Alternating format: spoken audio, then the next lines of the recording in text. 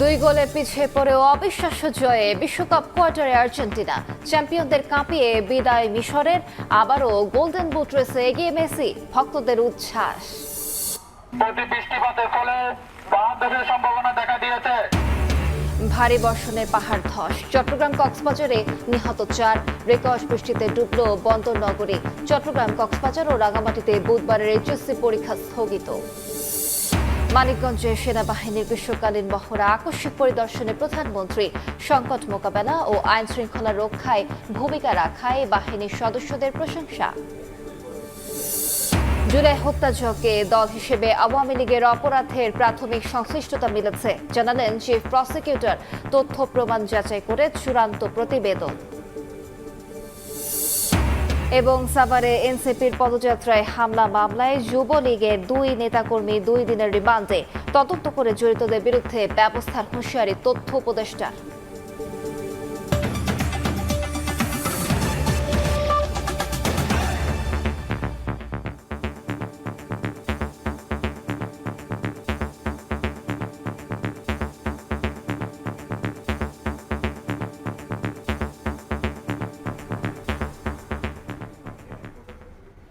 প্রবাসী সময়ের সঙ্গে আছি আমি আলিশা ইসলাম।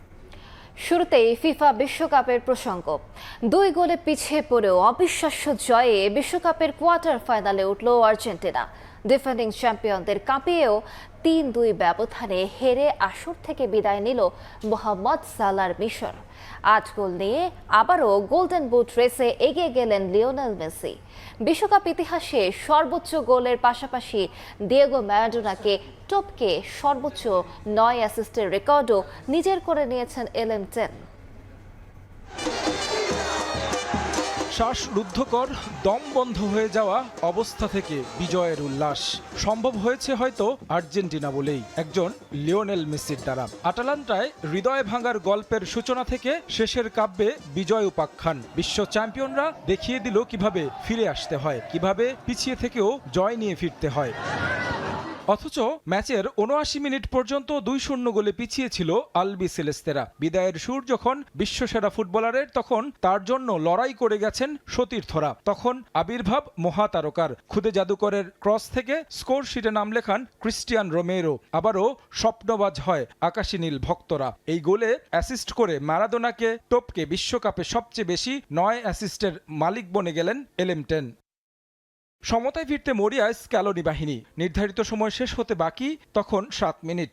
সবার মনে শঙ্কা, তবে কি মহাতারকার বিশ্বকাপ যাত্রা শেষ হবে এখানেই? জীবনের প্রতিটি মুহূর্তে লড়াই করা মেসি দেখিয়ে দিলেন কিভাবে ফিরে আসতে হয়। 83 মিনিটে অনবদ্য এক গোল। মন্তিয়ালের পাস থেকে জোরালো শটে মিশর গোলরক্ষকের বিশ্বস্ত হাতকে ফাঁকি দেন। সমতায় ফেরে আর্জেন্টিনা, পুনর্জন্ম হয় লিওনেল মেসির বিশ্বকাপ স্বপ্নের। একই সঙ্গে বিশ্বকাপে টানা 8 ম্যাচে গোল করার রেকর্ড করলেন খুদে জাদুকর, যা এখন পর্যন্ত এবারের বিশ্বকাপে সবচেয়ে বেশি। ম্যাচটা যখন অতিরিক্ত সময়ে যাচ্ছিল তখন দৃশ্যপটে এনজো ফার্নান্দেজ কাউন্টার অ্যাটাক থেকে লাউতারো মার্টিনেজের অ্যাসিস্টে স্কোর করেন এই মিডফিল্ডার। 3-2 গোলে এগিয়ে যায় বর্তমান চ্যাম্পিয়নরা। অথচ শুরুর গল্পটা ছিল মিশরের। কেপ ভার্দের বিপক্ষে যে আর্জেন্টিনাকে দেখা গেছে, এদিন যেন আরও বিধ্বস্ত। ম্যাচের 15 মিনিটে মারওয়ান আত্মিয়ের স্কোরে 1-0 লিড নেয় মো সালার দল। অথচ সমতায় ফেরার মোক্ষম সুযোগটা মিস করেন লিওনেল মেসি। 21 মিনিটে পাওয়া পেনাল্টি মিস করে বসেন খুদে জাদুকর, যা বিশ্বকাপ ইতিহাসে একমাত্র ফুটবলার যিনি এক আসরে 2 বার মিস করেছেন পেনাল্টি, আর গোটা বিশ্বকাপে 8 পেনাল্টির 4টি মিস। এরপর সময় যত গড়িয়েছে যেন আর্জেন্টাইনরা বেরিয়ে যাচ্ছিল ম্যাচ থেকে। 67 মিনিটে মোস্তাফা জিকো গোল করে 2-0 এগিয়ে নেন মিশরকে। তবে শেষের গল্পটা হয়তো ভাগ্যবিধাতা নিজ হাতে লিখেছেন, যার জন্য সারা বিশ্বের কোটি ফুটবল প্রেমীর অপেক্ষা তাকে এত আগে কেন বিদায় করবেন। শেষ 15 মিনিটে একেবারে বিদায় নেয়া দল থেকে জয়ের হাসি হেসে কোয়ার্টার ফাইনালে আর্জেন্টিনা। তাই তো মেসিকে নিয়ে ম্যাচ শেষে এত উল্লাস, শূন্যে ছুড়ে হয়তো সতীর্থরা বলছেন, তুমি ফুটবলের মহাতারকা। তারেক হাসান শিমুল, সময় সংবাদ। এদিকে প্রিয় দলের অবিশ্বাস্য প্রত্যাবর্তন দেখে আনন্দে আত্মহারা বাংলাদেশের আলবি সেলেস্তের সমর্থকরা। এমন জয়ের সাক্ষী হয়ে আবেগতাড়িত হয়ে পড়েন তারা। প্রত্যাশা, এবারও সোনালী ট্রফি উঠবে লিওনেল মেসিদের হাতেই। আজকে প্রমাণিত হলো আর্জেন্টিনা যে কোনো মুহূর্তে ঘুরে দাঁড়াতে পারে। 7 আপ গুলো বেশি উঠছিল, ওদের উড়ার দিন শেষ। শুধুমাত্র আর্জেন্টিনার বলে এই কামব্যাকটা দেওয়া পসিবল এবং টানা দ্বিতীয়বার আমরা বিশ্ব জয় করতেছি, এই ব্যাপারে আমরা শতভাগ নিশ্চিত। টানা 5টা ম্যাচ আমরা জিততেছি, এগুলোকে বলে খেলা, এগুলো হচ্ছে ওয়ার্ল্ড কাপের আনন্দ। মনে ছিল ইজিপ্ট জিতে গেছে, আমরা সেলিব্রেশন করতেছিলাম, বাট লাস্টে কি হলো, ইজিপ্টের একটা পেনাল্টি ছিল, দিল না। আমার মনে হয় ফিফার রিগ, সবাই মেসিকে সাপোর্ট করে। একটা জীবন ফিরে পাইলাম, আটটা উড়ে গেছিল আমাদের। ইজিপ্টের জিতা ম্যাচ, এতে লাস্টের দিকে কতগুলো কার্ড দিচ্ছে আপনি দেখছেন? শেষ মুহূর্তে তো মনে হচ্ছিল যে আমি এখন কেঁদে দিব। অনেক ভালো লাগতেছে। প্রথম 7 মিনিট যে অবস্থা হইলো, ভাবছিলাম কি হয়, বাট লাস্টে vamos Argentina, we did it. অন্য প্রসঙ্গ, 50 বছরের মধ্যে সর্বোচ্চ বৃষ্টিপাতে ডুবল চট্টগ্রাম। 24 ঘন্টায় 386 মিলিমিটার বৃষ্টিতে নগরীর বিভিন্ন এলাকায় তৈরি হয়েছে জলাবদ্ধতা। চট্টগ্রাম ও কক্সবাজারে পাহাড় ও দেয়াল ধসে প্রাণ গেল 4 জনের। বান্দরবানে পর্যটন কেন্দ্র বন্ধ, ঝুঁকিপূর্ণ স্থান থেকে সরে যেতে মাইকিং প্রশাসনের। এদিকে বৈরী আবহাওয়ায় চট্টগ্রাম, কক্সবাজার ও রাঙামাটি জেলায় বুধবারের এইচএসসি ও সমমান পরীক্ষা স্থগিত করা হয়েছে। অতি ভারী বর্ষণের কবলে চট্টগ্রাম। 3 দিন ধরে ঝরছে মুষলধারে বৃষ্টি, সঙ্গে জোয়ারের পানি যুক্ত হয়ে প্রায় পুরো নগরী পানির নিচে। আগ্রাবাদ, সিডিএ আবাসিক এলাকা, চকবাজার, কাতালগঞ্জ, পাঁচলাই সহ প্রায় সব এলাকায় তৈরি হয়েছে জলাবদ্ধতা। কোথাও হাঁটু পানি, কোথাও বা বুক সমান। যান চলাচল ব্যাহত হয়ে চরম দুর্ভোগে মানুষ। অতিরিক্ত পানি, হাঁটা চলা করতে সমস্যা হচ্ছে, গাড়ি চলাফেরা করতেছে না, অনেক কষ্ট, প্রচুর পানি, স্রোতের কারণে সামনে আগান জানা। সামান্য বৃষ্টি হইলে ডুবে যায়। এখানে অবস্থা দিন দেখে ভালো হবে না, এটা খাল এগুলো করতেছে না, এগুলো 2 দিন পরে আবার অর্ধ হতে। পানিতে তলিয়ে গেছে 16 শহর রেল স্টেশনের পাশের রেল লাইন। যাত্রীসহ আটকা পড়েছে কক্সবাজারগামী পর্যটক এক্সপ্রেস। ভারী বৃষ্টিতে পতেঙ্গায় বিমানবন্দর যাওয়ার সড়কের একাংশ ধসে গেছে, তবে এক পাশ দিয়ে গাড়ি চলাচল স্বাভাবিক রয়েছে। বিভিন্ন এলাকা ঘুরে দেখে সিটি মেয়র দাবি করেন জলাবদ্ধতা কমে এসেছে 60 থেকে 70%। আগামী বর্ষায় থাকবে না একটুও। বদ্রাহাটে পানি ওঠার কারণে তারা সমস্ত বাঁধগুলো তারা খুলে দিয়েছে, এই জন্য এই বর্ষা মৌসুমের পরে তারা বাকি কাজগুলো করবে। বাকি কাজগুলো করতে 3 থেকে 4 মাস সময় লাগবে। ইনশাআল্লাহ আগামী মৌসুমে এখানে আর পানি ইনশাআল্লাহ আপনারা দেখবেন না। খবর পেয়ে ঘটনাস্থল পরিদর্শনে যান স্থানীয় সংসদ সদস্য সাইদ আল নোমান। 19 সদস্যের কমিটি হয়েছে, যেখানে মাননীয় মেয়রকে হেড করা, এবং তার আন্ডারে এখন পুরো CDA, PDB, army, armed forces, ওয়াসা সকলে কিন্তু সম্মিলিতভাবে কাজ করছে। রাঙ্গুনিয়ার গুচ্ছগ্রামে পাহাড় ধসে ও বায়োজিদে দেয়াল ধসে 2 জন নিহত হয়েছেন, আহত হয়েছেন 3 জন। কক্সবাজারের দরিয়ানগর এলাকায় পাহাড় ধসে চাপা পড়েন স্বামী স্ত্রী, মারা যান লিমা আক্তার। রাঙামাটির বাঘাইছড়িতে গাছ চাপা পড়ে মারা গেছেন এক নারী। পাহাড়টা সহ পুরা ঘরটা মানে তলায় পড়ে গেছে। পরে যাইয়া দেখি স্বামীটা শুধু একটু বাইরে আছে আর বাকিটা টিনের নিচে। সম্ভাবনা দেখা দিয়েছে। অব্যাহত ভারী বর্ষণে 3 পার্বত্য জেলায় বন্যা ও পাহাড় ধসের শঙ্কায় ঝুঁকিপূর্ণ এলাকা থেকে বাসিন্দাদের সরে যেতে মাইকিং করছে প্রশাসন। সকলকে আমরা সরিয়ে নেব, নিরাপদ আশ্রয়কেন্দ্রে নিয়ে যাব এবং প্রয়োজনীয় সহায়তার আমরা ব্যবস্থা করছি। সাগর উত্তাল থাকায় কক্সবাজারের মহেশখালীতে এলএনজি টার্মিনাল থেকে কমে গেছে গ্যাস সরবরাহ। পরিস্থিতির উন্নতি না হওয়া পর্যন্ত সারা দেশে গ্যাসের চাপ কম থাকবে বলে জানিয়েছে পেট্রোবাংলা। খাদিজা স্বপ্না, সময় সংবাদ। এদিকে বৃষ্টিতে রাজধানীর বিভিন্ন স্থানেও দেখা দেয় জলাবদ্ধতা।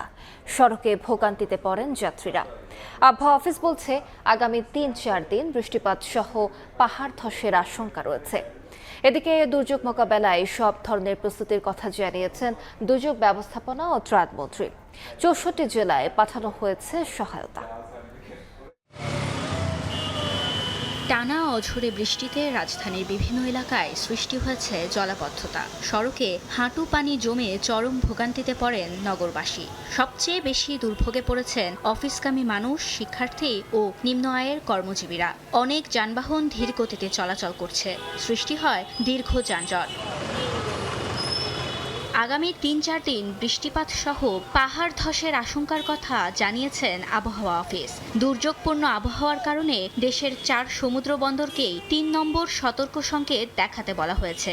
মেলা কষ্ট হইতেছে না মানে জাম জুপ লাগিয়ে রয়েছে না, পানি 12 মাসে পানি বাইর যেতে প্রায় 1.5 ঘন্টা সময় যাচ্ছে, আমরা আসতে পারতেছি না, মোটরসাইকেল প্রায় ডুবে যাচ্ছে।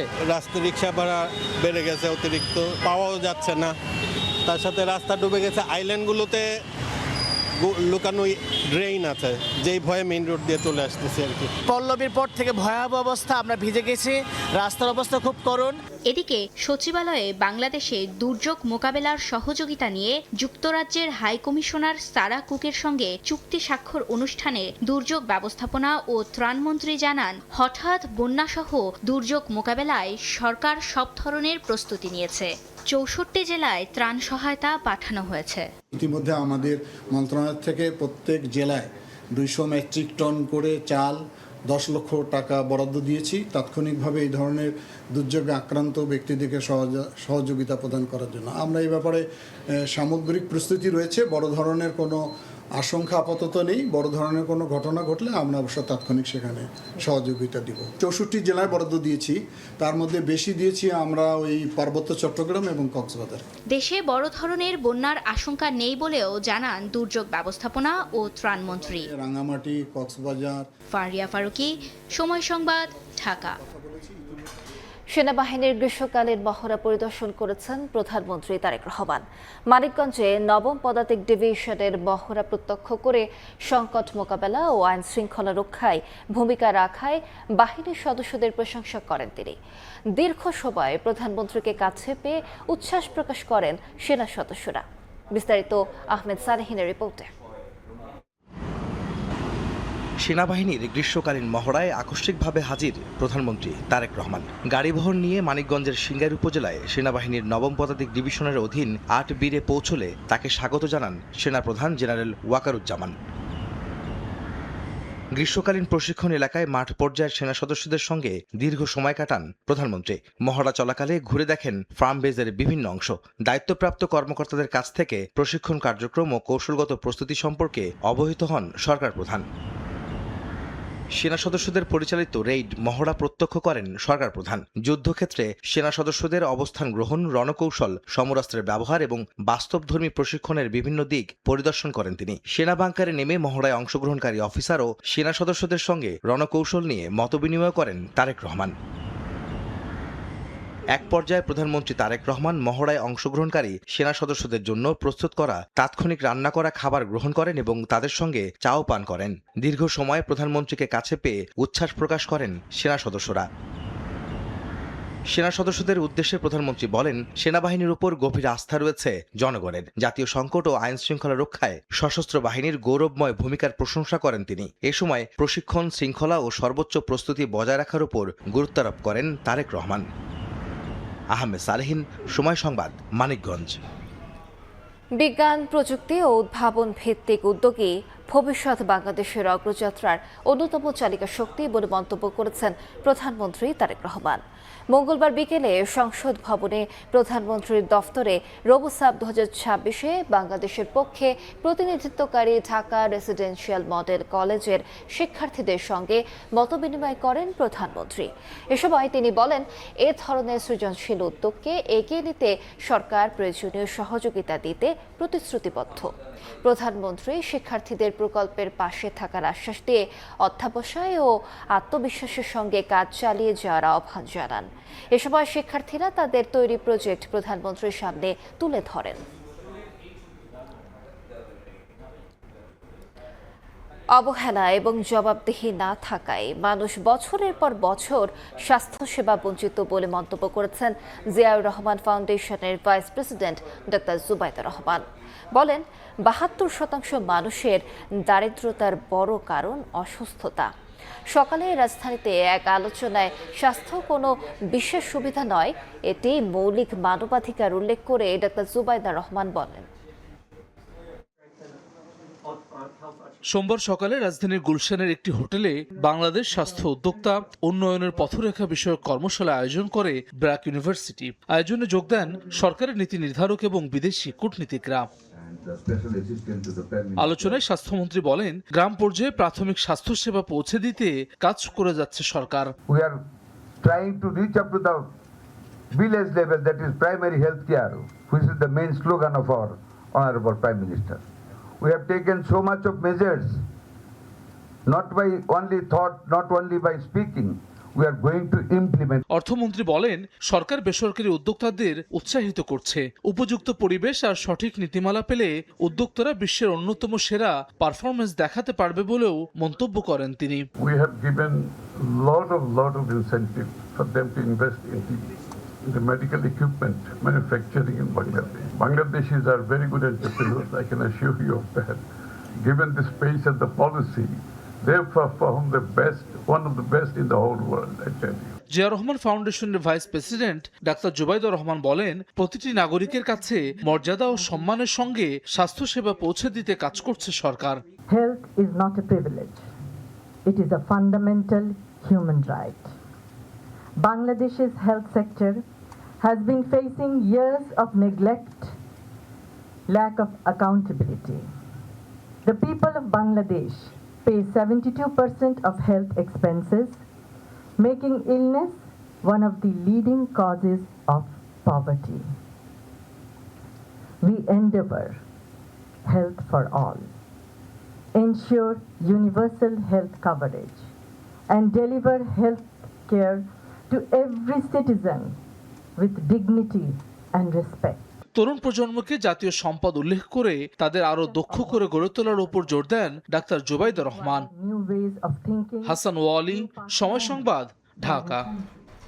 জুলাই আগস্ট হত্যাযজ্ঞে দল হিসেবে আওয়ামী লীগের অপরাধের প্রাথমিক সংশ্লিষ্টতা পেয়েছে আন্তর্জাতিক অপরাধ ট্রাইব্যুনালের তদন্ত সংস্থা। শেখ হাসিনার নেতৃত্বের দায়ও তদন্তে উঠে এসেছে বলে জানিয়েছেন চিফ প্রসিকিউটর আমিনুল ইসলাম। নিজ কার্যালয়ে তিনি জানান, তথ্য প্রমাণ যাচাই করে দেয়া হবে চূড়ান্ত প্রতিবেদন। 2024 সালের 2 অক্টোবর দল হিসেবে আওয়ামী লীগের বিচার চেয়ে আন্তর্জাতিক অপরাধ ট্রাইব্যুনালের চিফ প্রসিকিউটরের কাছে অভিযোগ দাখিল করেন এনডিএম চেয়ারম্যান ববি হাজ্জাজ। জুলাই আগস্টের হত্যাযজ্ঞে আওয়ামী লীগের পাশাপাশি তৎকালীন 14 দলীয় জোটকেও দায়ী করা হয়। অন্তর্বর্তীকালীন সরকারের সময়ে তদন্ত শুরু হলেও মাঝপথে এসে অনেকটা থমকে যায়। মঙ্গলবার চিফ প্রসিকিউটর আমিনুল ইসলাম জানান, এ পর্যন্ত পাওয়া তথ্যউপাত্তে দল হিসেবে আওয়ামী লীগের মানবতাবিরোধী অপরাধে সংশ্লিষ্টতার প্রাথমিক প্রমাণ মিলেছে। প্রাথমিক সংশ্লিষ্টতা তো আছেই, ইনভেস্টিগেশন চলছে, ইনভেস্টিগেশন সম্পন্ন হতে তো একটা সময়ের ব্যাপার। জুলাই আন্দোলনের মধ্যে তাদের দলগত সংশ্লিষ্টতা আছে, ব্যক্তিগত দায় আছে, সুপিরিয়র দায় আছে, এইসব তো প্রাথমিক সংশ্লিষ্টতা আছে, এগুলো নিয়েই আমরা এগোচ্ছি। আমিনুল ইসলাম আরও জানান, আওয়ামী লীগ সভানেত্রী শেখ হাসিনার সুপেরিয়র রেসপন্সিবিলিটি বা ঊর্ধ্বতন নেতৃত্বের দায়ও তদন্তে উঠে এসেছে। শেখ হাসিনা প্রধানমন্ত্রী হিসাবে তার সুপেরিয়র রেসপন্সিবিলিটি আছে, তার ব্যক্তিগত দায় আছে, অপরাধের সাথে তাদের এই সংগঠনের সংশ্লিষ্টতা আছে, এবং যদি দেখা যায় যে শেষ পর্যন্ত এই দলটি সন্ত্রাসী কার্যকলাপের সাথে জড়িত ছিল বা আছে, সেক্ষেত্রে সংগঠন হিসেবে তার বিচার হবে। জুলাই গণঅভ্যুত্থান নয়, দল হিসেবে আওয়ামী লীগের বিরুদ্ধে উত্থাপিত অন্যান্য সহিংসতা ও মানবতাবিরোধী কর্মকাণ্ডের অভিযোগও তদন্তের আওতায় রয়েছে। সব অভিযোগের তথ্য প্রমাণ যাচাই করেই তদন্ত প্রতিবেদন চূড়ান্ত করা হবে। শাহরিয়ার সৌমিক, সময় সংবাদ, ঢাকা। সাভারে জাতীয় নাগরিক পার্টির সমাবেশে বিস্ফোরণের মামলায় যুবলীগের 2 নেতাকর্মীকে 2 দিনের রিমান্ড দিয়েছেন আদালত। মঙ্গলবার বিকেলে ঢাকার চিফ মেট্রোপলিটন ম্যাজিস্ট্রেট আদালতের বিচারক এই আদেশ দেন। এর আগে সোমবার রাত 9:45টার দিকে সাভার তারাপুর ঈদগাহ মাঠে এনসিপির জুলাই পদযাত্রার কর্মসূচিতে ককটেল বিস্ফোরণের ঘটনা ঘটে। এই ঘটনায় অন্তত 5 জন আহত হয়েছেন। এই ঘটনায় সাভার উপজেলা এনসিপির সদস্য সচিব সালামত রানা বাদী হয়ে অজ্ঞাতনামা কয়েকজনকে আসামি করে একটি মামলা করেন। পরে অভিযান চালিয়ে মোহাম্মদ নুরুল ইসলাম ও সজীব নামে যুবলীগের 2 নেতাকর্মীকে গ্রেফতার করে গোয়েন্দা পুলিশ।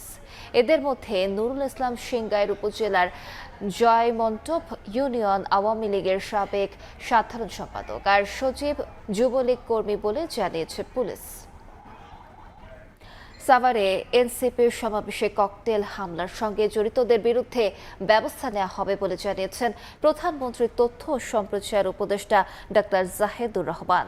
সচিবালয়ে ব্রিফিংয়ে তিনি জানান, স্থানীয় সরকার নির্বাচন নিয়ে রোডম্যাপ তৈরি করেছে ইসি। চলতি বছর অক্টোবরে শুরু হয়ে আগামী বছর অক্টোবরের মধ্যে সারা দেশে ভোট শেষ হবে বলেও জানান তিনি। সোমবার সাভারে এনসিপির জুলাই পদযাত্রার পর আয়োজিত সমাবেশে ককটেল বিস্ফোরণের ঘটনা ঘটে।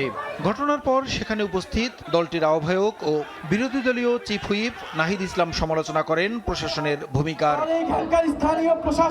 মঙ্গলবার সরকারের কার্যক্রমের অগ্রগতি নিয়ে সচিবালয়ে প্রধানমন্ত্রীর তথ্য ও সম্প্রচার উপদেষ্টা ডাক্তার জাহিদুর রহমানের সাপ্তাহিক ব্রিফিংয়ে নানা প্রসঙ্গ ছাপিয়ে গুরুত্ব পায় এনসিপির সমাবেশে বিস্ফোরণের ঘটনা। প্রশ্নের জবাবে নাহিদ ইসলামের অভিযোগকে রাজনৈতিক মন্তব্য করে আরও দায়িত্বশীল বক্তব্য দেওয়ার আহ্বান জানান উপদেষ্টা। বলেন, এ ঘটনার তদন্ত হবে এবং জড়িতদের বিরুদ্ধে আইনি ব্যবস্থা নেওয়া হবে। রাজনৈতিক বক্তব্য তিনি দিয়েছেন, সেটা তার অধিকারও আছে। সরকার তদন্ত করবে, অবশ্যই অ্যারেস্ট করার জন্য সর্বোচ্চ চেষ্টা করছে। জুলাই নিয়ে কটূক্তিকে দুঃখজনক উল্লেখ করে উপদেষ্টা বলেন, আইনি কাঠামো অনুযায়ী এসব মন্তব্য এখনো ফৌজদারি অপরাধ হিসেবে অন্তর্ভুক্ত হয়নি। এটি অপরাধ হিসেবে গণ্য করা হবে কিনা সে আলোচনা চলতে পারে। কিন্তু জুলাই নিয়ে কটূক্তি অত্যন্ত মর্মান্তিক, অত্যন্ত অপ্রত্যাশিত, কিন্তু এটা এখন পর্যন্ত আমরা ক্রিমিনাল অফেন্স হিসাবে আমরা কোনো আইনে এটাকে ইনক্লুড করিনি। সুতরাং আইনগত ব্যবস্থা তাদের বিরুদ্ধে নেয়ার ক্ষেত্রে ওই কাজটা আগে করতে হবে। তো সমাজে এই আলাপটা হওয়া দরকার আছে, জুলাইকে নিয়ে এই ধরনের মন্তব্যকে আমরা ক্রিমিনালাইজ করব কিনা। কার্যক্রম নিষিদ্ধ আওয়ামী লীগের যারা ভারতে বসে দেশে বিশৃঙ্খলা সৃষ্টির চেষ্টা করছেন, তাদের বড় কোনো কর্মকাণ্ড পরিচালনার সক্ষমতা নেই বলে জানান তথ্য উপদেষ্টা। তাদের অনেকের সাজা হওয়ায় বাংলাদেশে হস্তান্তরের কথা জানান তিনি। ভারতে বসে আওয়ামী লীগের নেতা বা শেখ হাসিনা তো কি করতে বলেছিলেন না, এটা করো ওটা করো, নানান কথাবার্তা, কিছু হবে না, আমি এটা বিশ্বাস করি। ওই নৈতিক শক্তিটাই তাদের নাই। কিছুটা আছে, ওই যে বললাম, টাকার শক্তি আছে 10-15 জন লোককে দিয়ে কিছু করানোর জন্য। এছাড়াও তথ্য উপদেষ্টা জানান, স্থানীয় সরকার নির্বাচন নিয়ে রোডম্যাপ তৈরি করেছে ইসি। চলতি বছরের অক্টোবর থেকে আগামী বছরের অক্টোবরের মধ্যে শেষ হবে নির্বাচনী প্রক্রিয়া। পরের বছরের অক্টোবর নাগাদ সব নির্বাচন শেষ হবে। প্রসূন আশিস, সময় সংবাদ, ঢাকা। এই হচ্ছে এক দলকে ক্ষমতা থেকে সরিয়ে আরেক দলকে লুটপাটের সুযোগ দেওয়ার জন্য ছাত্র জনতার রক্ত দেয়নি বলে মন্তব্য করেছেন এনসিপির আহ্বায়ক নাহিদ ইসলাম। মঙ্গলবার বিকেলে টাঙ্গাইলে জুলাই সনদ বাস্তবায়ন সহ 5 দফা দাবিতে জুলাই পদযাত্রা হয়। এনসিপির মাসব্যাপী এই আয়োজনে অংশ নেন কেন্দ্রীয় সহ স্থানীয় নেতাকর্মীরা। পদযাত্রা শেষে টাঙ্গাইলের সখীপুরে পথসভা অনুষ্ঠিত হয়। এ সময় একে একে বক্তব্য রাখেন নেতাকর্মীরা। নাহিদ ইসলাম আরও বলেন, একটি দল বাংলাদেশকে আবারও একদলীয় শাসনের দিকে নেয়ার চেষ্টা করছে। আমরা পরিবর্তনের জন্য জীবন দিয়েছি, রক্ত দিয়েছি। এক দলকে ক্ষমতা থেকে সরিয়ে আরেক দলের লুটপাটের জন্য বাংলাদেশের ছাত্র জনতা রক্ত দেয় নাই। ফলে আপনারা ভয় পাবেন না। বিগত সময়ে একটা দলের শাসন ছিল, আর কোনো দল কথা বলতে পারতো না। কথা বললেই জেলে নিয়ে যাওয়া হতো, গুম করা হতো, হয়রানি করা হতো। আমরা দেখছি বাংলাদেশকে আবারও সেবার একদলীয় শাসনের দিকে নিয়ে যাওয়ার চেষ্টা করা হচ্ছে। আমরা সরকারকে আহ্বান জানাই, এই সখীপুর টাঙ্গাইল থেকে শুরু করে পুরো বাংলাদেশে যারা স্বৈরাচারের দোসর ছিল, যারা আপনাদের নেতাকর্মীদের উপরে জুলুম করেছে, যারা বছরের পর বছর আমাদের আপসীর নেত্রী বেগম খালেদা জিয়াকে মিথ্যা মামলায় কারাগারে রেখেছে, ওই সন্ত্রাসীদের যেন কোনোভাবে আপনাদেরকেও প্রশ্রয় না দিতে পারে। 2 বছর বন্ধ থাকার পর আবারও খুলল মালয়েশিয়া শ্রমবাজার। দুপুরে সিলেট সার্কিট হাউসে সাংবাদিকদের এই কথা জানান প্রবাসী কল্যাণ ও বৈদেশিক কর্মসংস্থান মন্ত্রী আরিফুল হক চৌধুরী। বলেন, পর্যায়ক্রমে খুলবে মধ্যপ্রাচ্যের অন্যান্য বাজারও। মধ্যপ্রাচ্যের পর বাংলাদেশের সবচেয়ে বড় বৈদেশিক শ্রমবাজার মালয়েশিয়া অনিয়ম আর সিন্ডিকেটের অভিযোগ তুলে গেল 2 বছর ধরে বাংলাদেশ থেকে শ্রমিক নেওয়া বন্ধ রেখেছিল দেশটির সরকার। তবে চলমান ছিল ঢাকা কুয়ালালামপুর আলোচনা আর কষাকষি। সম্প্রতি প্রধানমন্ত্রী তারেক রহমানের মালয়েশিয়া সফরেও অগ্রাধিকার পায় দেশটির শ্রমবাজারে বাংলাদেশি শ্রমিকদের কর্মসংস্থানের বিষয়টি। অবশেষে মঙ্গলবার দুপুরে সিলেটে মার্কিন রাষ্ট্রদূতের সঙ্গে সৌজন্য সাক্ষাৎ শেষে প্রবাসী কল্যাণ ও বৈদেশিক কর্মসংস্থান মন্ত্রী আরিফুল হক চৌধুরী দেন সেই কাঙ্ক্ষিত সুখবর। সাংবাদিকদের জানান, সোমবারই খুলে গেছে বাংলাদেশি শ্রমিকদের জন্য বন্ধ হয়ে যাওয়া মালয়েশিয়ার শ্রমবাজার। গতকালকে দেখছেন তো মালয়েশিয়া ইজ ওপেন, আমি বলছিলাম না জুলাইতে ওপেন। জানান, শুধু মালয়েশিয়াই নয়, পর্যায়ক্রমে খুলবে মধ্যপ্রাচ্যে বন্ধ হয়ে পড়া শ্রমবাজারও। যা দেখুন মিডল ইস্ট সব জায়গায় আমাদের শ্রমবাজার খুলে যাবে। ডিপ্লোম্যাটিক চ্যানেলে এগুলা খোঁজখবর নেওয়া হচ্ছে। ইনশাল্লাহ আমরা আমাদের জনগণের পাশে আছি, আমরা আমাদের শ্রমিকদের পাশে আছি। জাপান, দক্ষিণ কোরিয়া, মরিশাস, ওমানের শ্রমবাজারও উন্মুক্ত করার চেষ্টা চলমান রয়েছে বলে জানান প্রবাসী কল্যাণ মন্ত্রী। জিনাতারা যশোয়া, সময় সংবাদ, ঢাকা। এমপিওভুক্ত শিক্ষক কর্মচারীদের চাকরি জাতীয়করণ, নতুন জাতীয় বেতন স্কেল ঘোষণা এবং চাকরির বয়সসীমা ৬৫ বছরে উন্নীতকরণ সহ ৭ দফা দাবি জানিয়েছে সচেতন শিক্ষক সমাজ। মঙ্গলবার সকালে প্রেস ক্লাবে আয়োজিত সংবাদ সম্মেলনে সংগঠনটির নেতারা এসব দাবি তুলে ধরেন। তারা বলেন, এমপিওভুক্ত শিক্ষা প্রতিষ্ঠানে সরকারি শিক্ষকদের পেছনে নিয়োগ বন্ধ করতে হবে এবং শিক্ষক কর্মচারীদের দ্রুত বদলির ব্যবস্থা নিশ্চিত করতে হবে। একই সঙ্গে স্থানীয় সরকার নির্বাচনে শিক্ষকদের অংশগ্রহণে কোনো ধরনের বাধা সৃষ্টি না করার আহ্বান জানান তারা।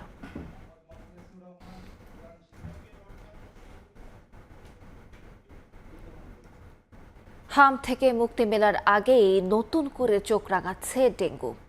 মৌসুমের শুরুতেই হাসপাতালে বাড়ছে রোগীর চাপ। লক্ষণ একই হলেও অভিভাবকদের দুশ্চিন্তা বাড়াচ্ছে রক্তে প্লাটিলেট কমে যাওয়া।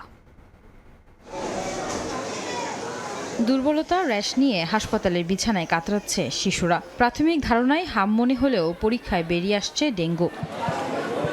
মৌসুমের শুরুতেই হাসপাতালে বেড়েছে ডেঙ্গু রোগীর চাপ। প্লাটিলেট কমে গেলে অল্পতেই বেড়ে যায় মারাত্মক ঝুঁকিতে পড়ার শঙ্কা, যা দুশ্চিন্তা বাড়াচ্ছে অভিভাবকদের। অনেক অসুস্থ হয়ে গেছিল, কোনো খাবার খেত না, কোনো কিছুই খেত না।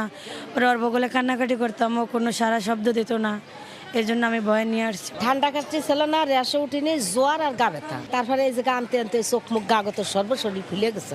প্রাথমিক অবস্থা নিয়ে আসাতে আমার অনেকটাই আমি আমার বাচ্চাকে সুস্থ করতে পেরেছি। হামে আক্রান্ত রোগীদের বড় সংখ্যায় অ্যাডিনো বোকা ভাইরাস সহ নিউমোনিয়ায় আক্রান্ত, যাদের অনেকেই আবার ডায়রিয়া, শ্বাসকষ্টে ভুগছে বলে জানান চিকিৎসকরা। এদিকে লক্ষণ একই হলেও হামের তুলনায় ডেঙ্গু আক্রান্ত রোগীর শারীরিক অবস্থা দ্রুত অবনতি ঘটে বলেও জানান তারা। হাম হয়তো শেষ হয়ে যাবে, ডেঙ্গু কিন্তু আরো ভয়াবহ হবে, কারণ ডেঙ্গু যদি সেকেন্ড টাইম, থার্ড টাইম হয় সেগুলি কিন্তু অনেক ভয়াবহ।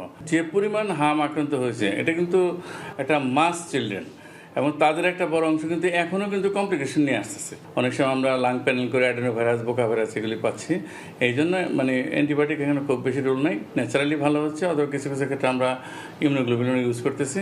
পরিস্থিতি নিয়ন্ত্রণে রাখতে সরকারি হাসপাতালগুলোতে ডেঙ্গু পরীক্ষা বিনামূল্যে করার নির্দেশনা দিয়েছে স্বাস্থ্য অধিদপ্তর। আয়েশা সিদ্দিক, সামিয়া, সময় সংবাদ, ঢাকা। দিনাজপুরে চিকিৎসকের কাছে যাওয়ার পথে সড়ক দুর্ঘটনায় মা ও শিশু সন্তান নিহত হয়েছেন। আহত হয়েছেন বাবা।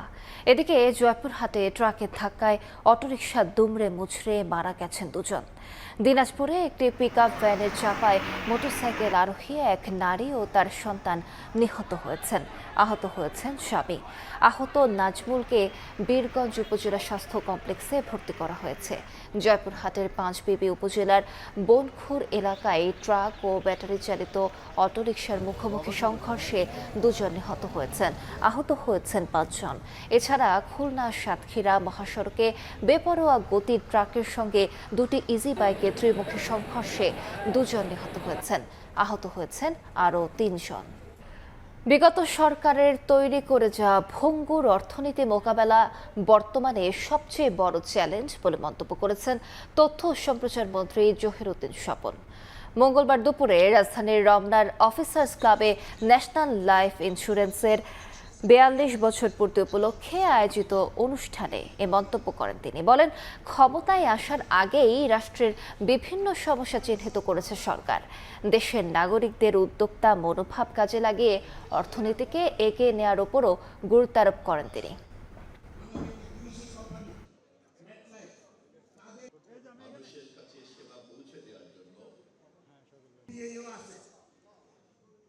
বিগত আমলের একটা ভঙ্গুর অর্থনীতি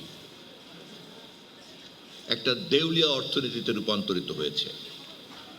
আপনারা সবাই জানেন কি পরিমাণ টাকা এখানে বিদেশে পাচার করা হয়েছে এবং রাষ্ট্রের এইভাবে বঞ্চিত হওয়ার যে প্রক্রিয়া, সেই প্রক্রিয়াগুলিকে আমাদের চিহ্নিত করতে হবে। চট্টগ্রাম বন্দর থেকে 4 বছরে আমদানি পণ্য বোঝাই 250 কন্টেইনার উধাও হয়ে যাওয়ার অভিযোগ নিয়ে বন্দরের সঙ্গে কাস্টম হাউসের টাগ অব ওয়ার শুরু হয়েছে। এ নিয়ে সরকারি দুটি গুরুত্বপূর্ণ সংস্থার মধ্যে চলছে পাল্টাপাল্টি অভিযোগের চিঠি চালাচালি। সাক্ষাৎ টিপুর ক্যামেরায় বিস্তারিত জানাচ্ছেন কমল দে। বিদেশ থেকে আমদানি করা যে কোনো পণ্য চট্টগ্রাম বন্দরে আসার পর কাস্টমসের মাধ্যমে শুল্কায়ন সহ নানা প্রক্রিয়া সম্পন্ন হলে ডেলিভারি দেওয়ার রীতি। কিন্তু চট্টগ্রাম কাস্টম হাউসের পক্ষ থেকে বন্দরের কাছে দেওয়া এক চিঠিতে এ ধরনের পণ্য বোঝাই 250টি কন্টেনারের হদিস মিলছে না বলে অভিযোগ তোলা হয়। মূলত চোরাচালান, রাজস্ব ফাঁকি সহ সন্দেহজনক পণ্যের গোপন তথ্য থাকায় এসব কন্টেনার খালাস স্থগিত বা লক করে দেওয়া হয়েছিল। ঝুঁকিপূর্ণ যেসব পণ্য চালান থাকে সেটা প্রি হিস্ট্রি দেখা হয়, ইনফরমেশন ঘাটা হয়, বিভিন্ন ধরনের তথ্য উপত্য যাচাই বাছাই করেই আসলে লক দেওয়া হয় কোনো কনসাইনমেন্ট।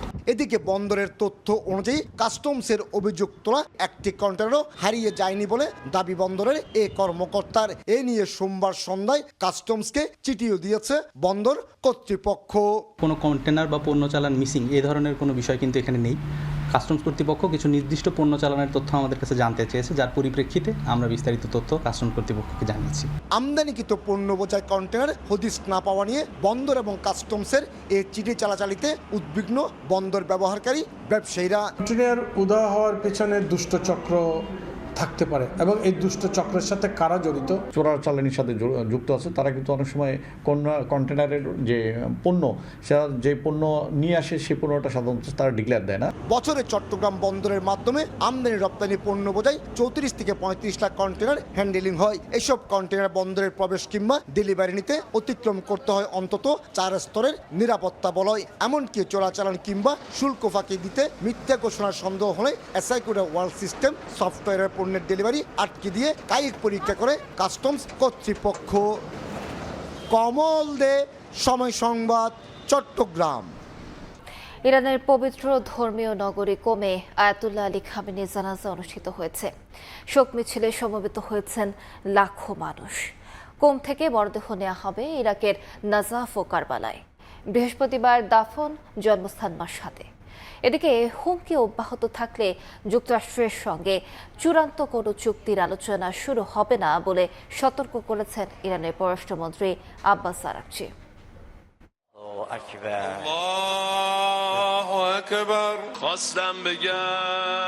মঙ্গলবার প্রয়াত সর্বোচ্চ নেতা আয়াতুল্লাহ আলী খামেনি ও তার পরিবারের সদস্যদের জানাজার নামাজ অনুষ্ঠিত হয়। জামকারান মসজিদ প্রাঙ্গণে জানাজা শেষে শুরু হয় শোকযাত্রা।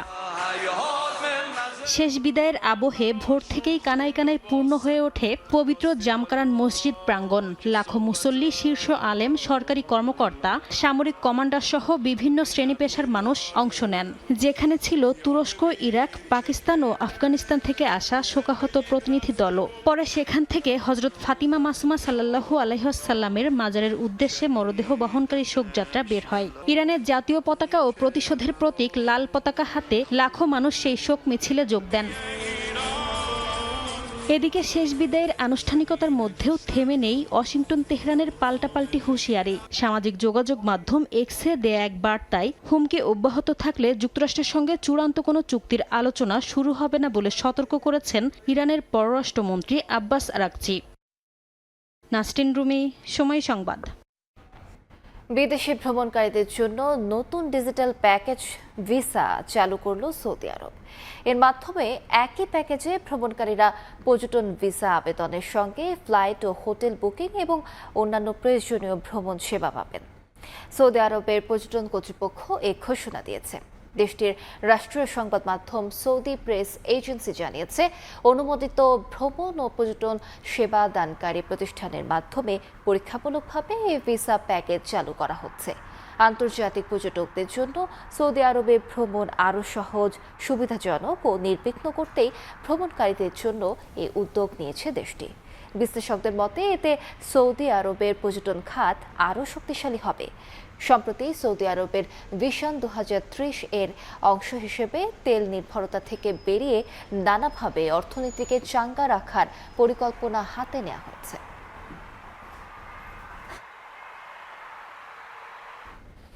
ইতালির মিলানে অনুষ্ঠিত হলো মিলান বাংলাদেশ ফেস্টিভ্যাল 2026।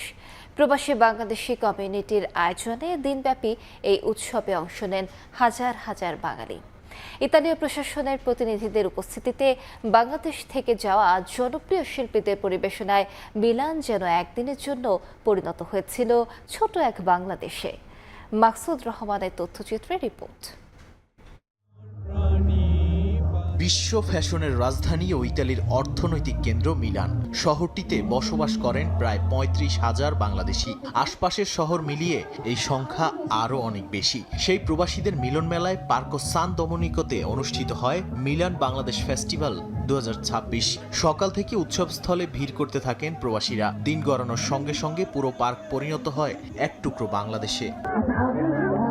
ইতালি ও ইউরোপের স্থানীয় শিল্পীদের পাশাপাশি বাংলাদেশ থেকে অনুষ্ঠানে অংশ নেন জনপ্রিয় শিল্পীরা। প্রবাসে বেড়ে ওঠা নতুন প্রজন্মের নৃত্যশিল্পী ও কণ্ঠশিল্পীদের পরিবেশনাও দর্শকদের প্রশংসা কুড়ায়। এমন আয়োজনে উচ্ছ্বাস প্রকাশ করেন দর্শক, শিল্পী ও আয়োজকরা। অনেক পরিশ্রমের বিনিময়ে আজকে এরকম একটি জাঁকজমক প্রোগ্রামের আয়োজন করা হয়েছে। আমি মনে করি যে প্রত্যেক বছরই আমাদের এই কালচারাল প্রোগ্রামগুলো করা উচিত। আমাদের প্রবাসী ভাই বোনেরা এত ভালোভাবে ইউরোপে অবস্থান নিচ্ছেন বা এত ভালোভাবে আমাদেরকে রিসিভ করছেন, মনে হয়নি যে প্রবাসের এত দূরে আছি, মনে হচ্ছে যে না, বাঙালিদের মাঝখানেই আছি। অনেক ভালো লাগছে এবং সব থেকে বড় কথা হচ্ছে যে মেয়েরা অনেকদিন পরে বাড়ি ফিরলে যে আনন্দটা হয়, আমিও ঠিক আমার দর্শকের কাছে সেই আদরটা, ভালোবাসাটা পাচ্ছি। তারা আমাকে এত ভালোবাসে, আমি তাদের জন্যই আজকের সালমা। এত মানুষের ভালোবাসা আসলে ভাষায় প্রকাশ করার মতো নয়। আমরা ফ্রান্স দিয়ে শুরু করেছিলাম, প্যারিসে প্রথম শো করি, আফটার দ্যাট আমরা করেছি বেলজিয়ামে, তারপর আমরা গতকালকে করলাম ইতালির রোমে, আজকে এই মুহূর্তে আছি মিলানোতে, ইতালির। দুপুরের পর থেকেই দর্শকদের উপস্থিতি বাড়তে থাকে। বিকেলের মধ্যে বিশাল পার্ক কানায় কানায় পূর্ণ হয়ে যায়। বিশেষ আকর্ষণ ছিল বাংলাদেশের ঐতিহ্যবাহী খাবারের স্টলগুলো, যেখানে ছিল উপচে পড়া ভিড়। গরম আবহাওয়া ও সাময়িক কিছু বিশৃঙ্খলা সত্ত্বেও উৎসবের আনন্দে মেতে ওঠেন প্রবাসীরা। দিনভর গান, নাচ আর আড্ডায় মুখর ছিল পুরো উৎসব প্রাঙ্গণ। আয়োজকদের মতে প্রবাসে বেড়ে ওঠা নতুন প্রজন্মের কাছে বাংলাদেশের সংস্কৃতি ও ঐতিহ্য তুলে ধরাই এই উৎসবের মূল লক্ষ্য। এমন আয়োজন প্রতি বছর নিয়মিত হওয়ার দাবি জানান প্রবাসী বাংলাদেশিরা। সময় সংবাদ, ইতালি। বাংলাদেশের সাধারণ মানুষের বিশ্বকাপ ফুটবল নিয়ে উন্মাদনার ছোঁয়া লেগেছে প্রধানমন্ত্রী তারেক রহমানের মাঝেও। লিওনেল মেসির অটোগ্রাফ সংবলিত জার্সি উপহার পেয়ে তা নিজের কাছে না রেখে জনসাধারণের, দর্শকদের দেখার ব্যবস্থা করে দিয়েছেন তিনি। জাতীয় জাদুঘরে সেই জার্সি দেখতে এখন সমর্থকদের উপচে পড়া ভিড়। আর্জেন্টিনার সেরা তারকাদের সাইন করা জার্সিকে ঘিরে মাতোয়ারা সমর্থকরা। তারা বলছেন, মহাতারকার এমন নিদর্শন দেখতে পারার যে শান্তি, তা বলে বোঝানো যাবে না। বিস্তারিত জানাচ্ছেন আব্দুল্লাহ শাফি।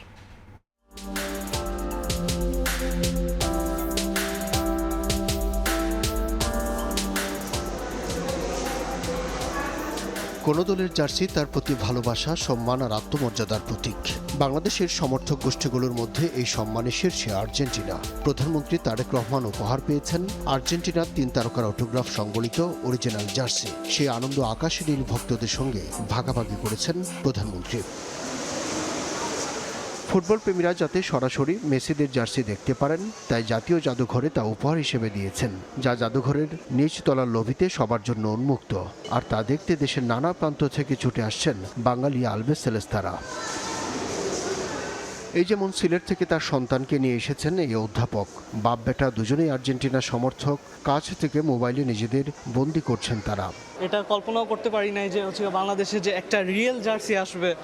এটা মানে বাংলাদেশের জন্য একটা খুব সুন্দর একটা গিফট। এটি দেখে খুব ভালো লাগলো, কারণ আমি একজন আর্জেন্টিনা প্রেমিক এবং ম্যারাডোনা থেকে শুরু করে সেই ধারাবাহিকতায় লিওনেল মেসির খেলাকে অনেক পছন্দ করি। আর জামালপুরের শামীম রানা টাঙ্গাইল থেকে এসেছেন ছুটি নিয়ে প্রিয় তারকার স্বাক্ষর সংবলিত জার্সিকে স্মৃতির ফ্রেমে আটকাতে। জামালপুর থেকে আসছি যাতে করে মেসি জার্সি দেখার জন্য। আমি আর্জেন্টিনা ভালোবাসি, আর্জেন্টিনা মেসিকেও অনেক ভালোবাসি।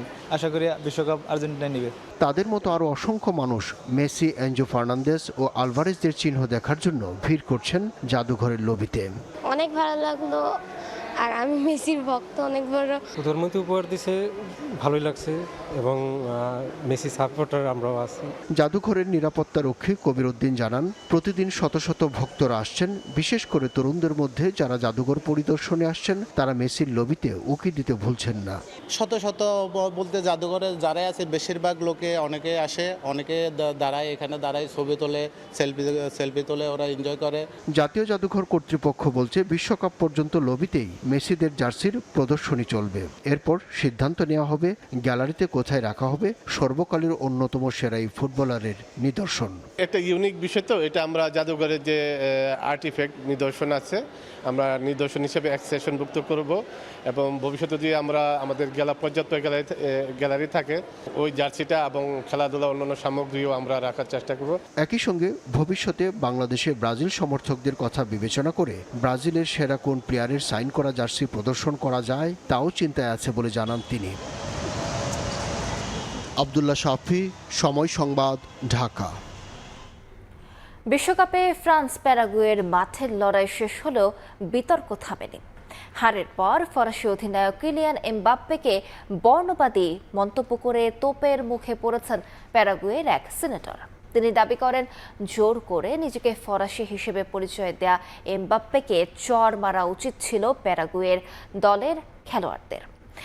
পাল্টা জবাবে সেই সিনেটরকে এক হাত নিয়েছেন ফরাসি সেন্টার ফরওয়ার্ড। বলেন, ঘৃণা আর বর্ণবাদের কোনো জায়গা নেই ফুটবলে। বিশ্বকাপের শেষ ১৬তে প্যারাগুয়েকে ১-০ গোলে হারিয়ে সেরা ৮ নিশ্চিত করেছে ফ্রান্স। তবে স্কোর লাইনের চেয়ে বেশি আলোচনা হচ্ছে ম্যাচ জুড়ে প্যারাগুয়ের আগ্রাসী আচরণ, রেফারি বিতর্ক আর ডার্ক আর্টস নিয়ে। সাবেক ফুটবলারদের ভাষায় এটি ছিল বিশ্বকাপের সবচেয়ে বিব্রতকর ম্যাচগুলোর একটি। ম্যাচের শুরু থেকেই একের পর এক কঠোর ট্যাকল, ধাক্কাধাক্কি আর উস্কানিতে উত্তপ্ত হয়ে ওঠে লড়াই। আন্দ্রেস কুবাসের বিপজ্জনক ট্যাকেলে আহত হওয়ার উপক্রম হন অ্যাড্রিয়ান রাবিওট। হুয়ান হোসে লাথি মারেন কিলিয়ান এমবাপ্পেকে। তবুও ম্যাচে একটি হলুদ কার্ডও দেখেননি প্যারাগুয়ের কোনো ফুটবলার। অন্যদিকে ফ্রান্সের মানু কোনে, ব্র্যাডলি বারকোলা এবং মাইকেল ওলিসে হলুদ কার্ড দেখেন। রেফারির সিদ্ধান্ত নিয়ে শুরু হয় ব্যাপক সমালোচনা। এত কিছুর পরও জয় নিয়ে মাঠ ছাড়েন লেস ব্লুজরা। ফিলাডেলফিয়ায় শেষ ১৬ ম্যাচে পেনাল্টি থেকে করা এমবাপ্পের একমাত্র গোলেই ১-০ ব্যবধানে হারে প্যারাগুয়ে। তবে ম্যাচ শেষে সামাজিক যোগাযোগ মাধ্যম এক্সে এমবাপ্পেকে লক্ষ্য করে বর্ণবাদী ও বিদ্বেষপূর্ণ মন্তব্য করেন প্যারাগুয়ের সিনেটর সেলেস্তে এমারেলা। তিনি এমবাপ্পেকে ক্যামেরুনীয় বংশোদ্ভূত হয়েও নিজেকে জোর করে ফরাসি হিসেবে পরিচয় দেয়া ব্যক্তি বলে কটাক্ষ করেন। এমনকি প্যারাগুয়ের খেলোয়াড়দের তাকে চড় মারা উচিত ছিল বলেও মন্তব্য করেন। এর জবাবে কড়া ভাষায় বিবৃতি দেন এমবাপ্পে। তিনি বলেন, সেলেস্তে আমারিয়া একজন জঘন্য নারী এবং নিজস্ব পদমর্যাদার অযোগ্য। তিনি প্যারাগুয়ের প্রতিনিধিত্ব করেন না। আপনি প্যারাগুয়ের প্রতিনিধিত্ব করেন না, যে দেশটি পুরো টুর্নামেন্ট জুড়ে আবেগ, সম্মান আর আত্মনিবেদন দিয়ে লড়াই করেছে। আপনার বেপরোয়া আচরণ এবং প্রকাশ্য বর্ণবাদী মন্তব্যের কারণে এই বিশ্বকাপে আপনার খেলোয়াড়রা যে ঐতিহাসিক সাফল্য এবং অসাধারণ লড়াই উপহার দিয়েছে তা আজ পুরো বিশ্ব প্রায় ভুলে গেছে। তার বদলে সবার সামনে উঠে এসেছে এমন এক অযোগ্য নারী যিনি নিজের দেশের জন্য একটি খারাপ ভাবমূর্তি তৈরি করেছেন। এ ঘটনায় ক্ষোভ জানিয়েছেন ফ্রেঞ্চ ফুটবল ফেডারেশন। সংস্থাটি জানিয়েছে সিনেটরের মন্তব্য জঘন্য, অগ্রহণযোগ্য এবং শাস্তিযোগ্য অপরাধ। এ ঘটনায় তারা ফ্রান্সের প্রসিকিউটরের দফতরে ফৌজদারি অভিযোগ দায়ের করবে। বিতর্ক থেকে নিজেদের দূরে সরিয়ে নিয়েছে প্যারাগুয়ের সরকারও। এক বিবৃতিতে তারা জানিয়েছে, সিনেটরের মন্তব্য সরকারের বা প্যারাগুয়ের জনগণের অবস্থান নয়। দেশটির শান্তিপূর্ণ সহাবস্থান, মানবিক মর্যাদা ও পারস্পরিক শ্রদ্ধাবোধে বিশ্বাসী বলেও উল্লেখ করা হয়। মালিহা সুহরওয়ার্দী, সময় সংবাদ। এ পর্যায়ে শীর্ষ সংবাদগুলো জানিয়ে দিচ্ছে আরেকবার।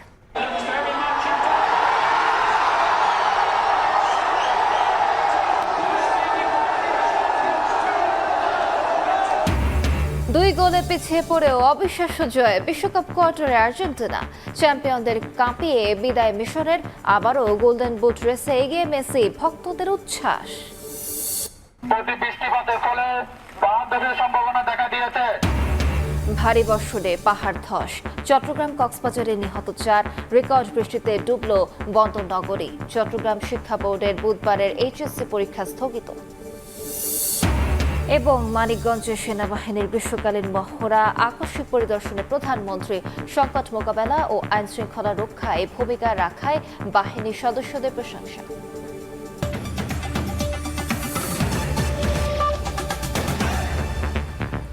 এই ছিল প্রবাসী সময়। দর্শক, বিশ্বকাপ ফুটবলের মহাযজ্ঞ সরাসরি সম্প্রচার করছে সময় টেলিভিশন। দেখতে চোখ রাখুন সময়ের পর্দায়। সঙ্গে থাকুন সময়ের।